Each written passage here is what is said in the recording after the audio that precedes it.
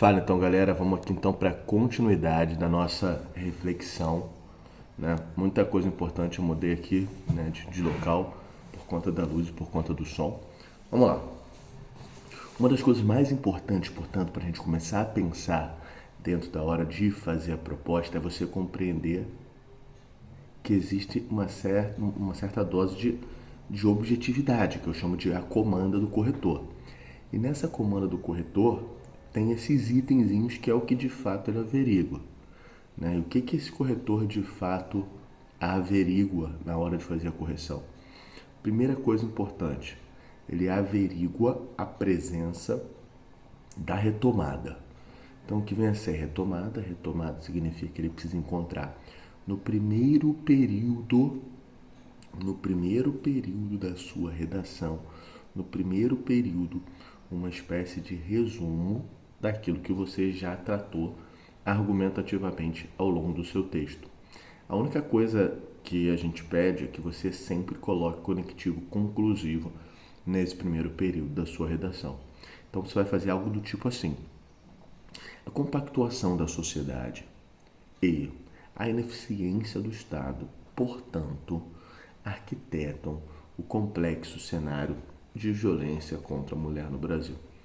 E esse, portanto, Bernardo, eu indico aos alunos que ele seja deslocado para o meio da sentença, para dar um toque de classe, fica mais formal e funciona muito bem. Então, a causa 1 e a causa 2, vírgula, portanto, vírgula, arquitetam o problema.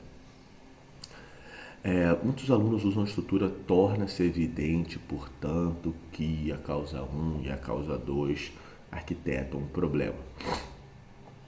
É uma possibilidade, nenhum problema a princípio com ela, nenhum problema sistêmico com isso, mas não é o que eu mais gosto. Eu não gosto do evidente, essa palavra evidente, porque eu acho que falar que uma coisa evidente me soa muito pretensioso.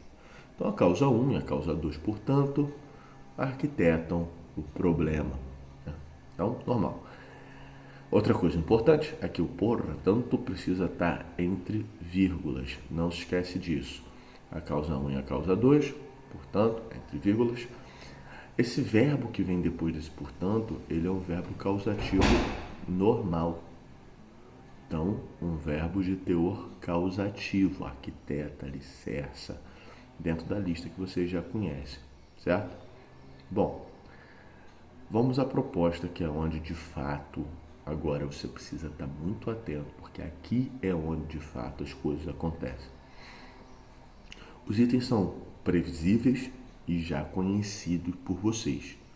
Só que a minha preocupação não é tê-los, e sim como tê-los. Então, quais são esses itens previsíveis e já conhecidos por vocês?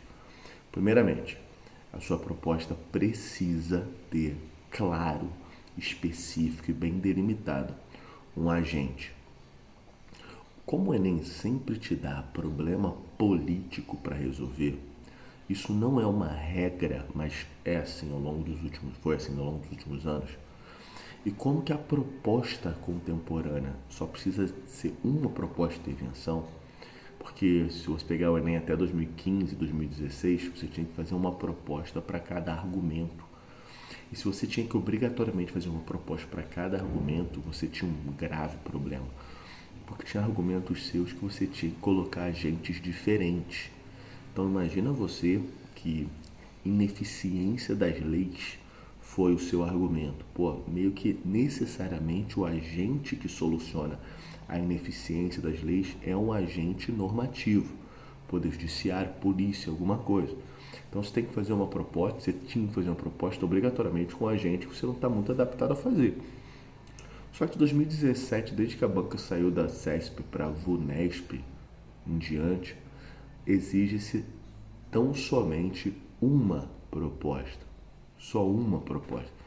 Então, normalmente a proposta que se exige agora é governo mesmo. Se vai ser o melhor agente específico é o governo mesmo. Então, fazer proposta com o governo, você tem que compreender o que vem a ser o governo. Então, você vai colocar dentro da nossa linha 3 esferas. Todas elas esferas executivas. Isso é muito engraçado porque antigamente os alunos não conheciam isso, mas como a política virou um assunto muito na moda, muito em voga hoje em dia, né, é muito raro alguém não saber quais são os poderes e tal, ainda mais no perfil de vocês. Então, poder executivo, e aí você escolhe a esfera, se ele é municipal, como Crivella, se ele é estadual, como Witzel, ou se ele é federal, né, dentro da figura, por exemplo, Bolsonaro. Então a gente tem três vertentes de poder: poder executivo municipal, poder executivo estadual, poder executivo federal. O Enem, por sua natureza, por ele ser uma prova que unifica todo o país, normalmente os problemas que o Enem traz para ser discutido, eles se circunscrevem na esfera federal, ou seja, o governo federal, se não é o único a poder executar algo ali, ele é um grande ou principal agente transformador daquela atmosfera ali. Então, assim, poder executivo federal, como a gente está falando não de qualquer poder do super-homem, do Megazord, né? Esse poder chama-se, ele é escrito com letra maiúscula, poder executivo federal, tudo com letra maiúscula.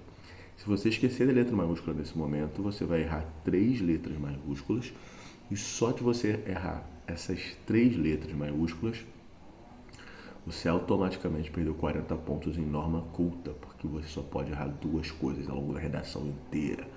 Então não vacila, não esquece das letras maiúsculas desse conceito aí. Poder Executivo Federal.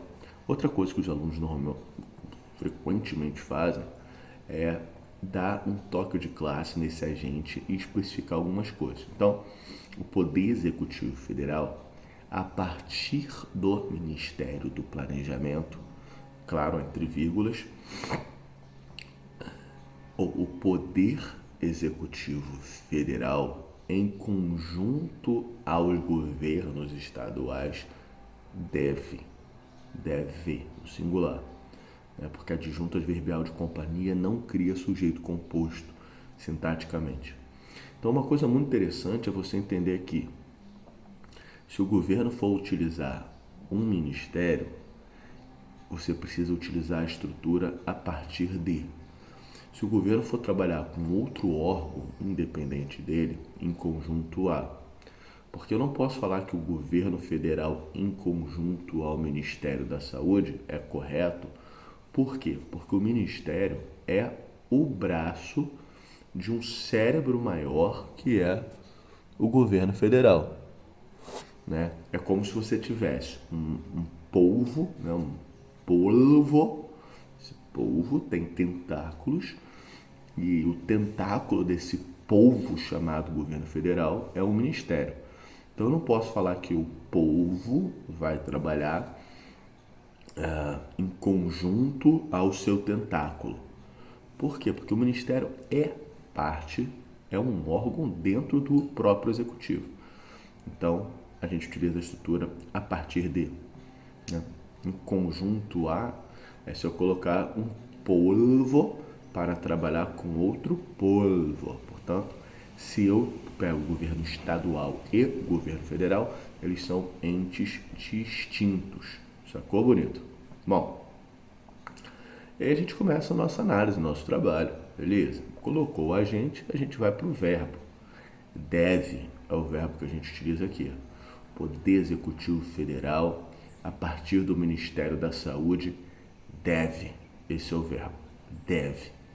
Deve o quê? Deve fazer alguma coisa que a gente chama de ação. Então, qual é o grande segredo para você fazer uma ação de qualidade? Você precisa compreender algo fundamental. Se a ação que você propõe após o deve, você colocar algo muito abstrato, o Poder Executivo Federal deve criar políticas públicas de saúde. Não disse nada? Muito ruim. Então, o objeto ele não pode ser muito abstrato a ponto de não dizer nada. Por exemplo, política pública de segurança. O Poder Executivo Federal deve promover políticas públicas de segurança. Muito vago, né? Muito vago. Não é bom. Enrola alguns corretores, mas é muito vago.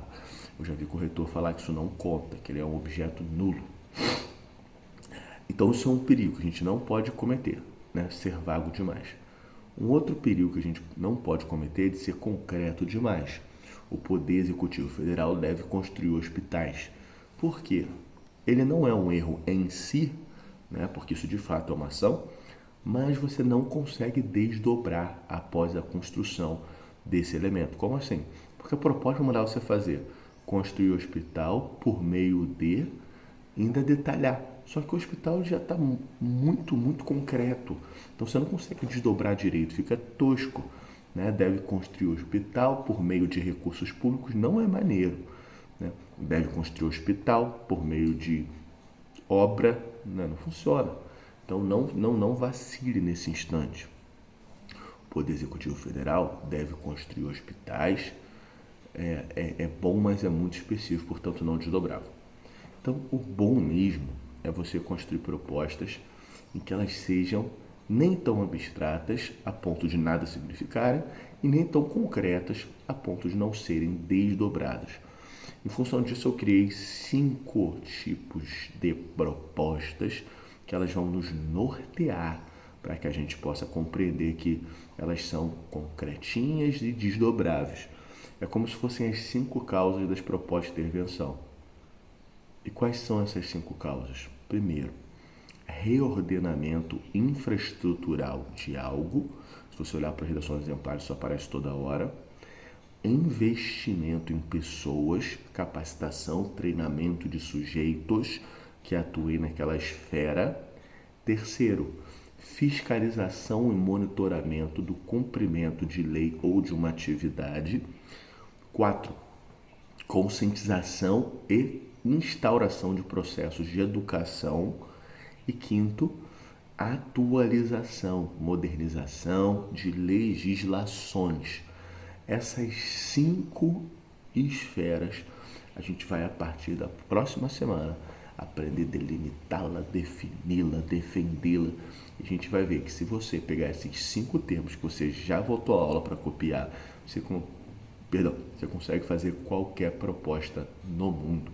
Mas, infelizmente, a gente tem um tempo para cumprir, né? E é isso aí. Um grande abraço para todo mundo. Continue estudando e boas provas, né? Boas provas ao longo das próximas semanas. Um grande abraço a todo mundo. Valeu!